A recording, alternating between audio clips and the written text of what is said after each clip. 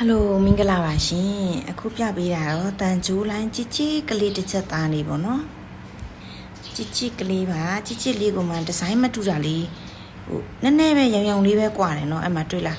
ဒီဇိုင်းမတူတာလေးနှစ်ယောက်ဆက်ကလေးတွေပါရှင်နှစ်ယောက်ဆက်ကိုတကြိုးကတော့အရှိပေါ့နော်တကြိုးကတော့နည်းနည်းတူတယ်တူတဲ့ကြိုးကလည်း line အသစ်နော်တခြားជីជីခတ်ထားတဲ့ဒီဇိုင်းမတူဘူးနော်မနေ့ရောင်းတဲ့သူတောင်သတိမထားမိဘူးသိလားရောင်းတဲ့သူတော်တတိမထားမိဘူး line ကိုအတူတူပဲထင်လိုက်တာအာစီမပြောတယ်ဒီ line နဲ့ဒီ line မတူဘူးတေချာကြည့်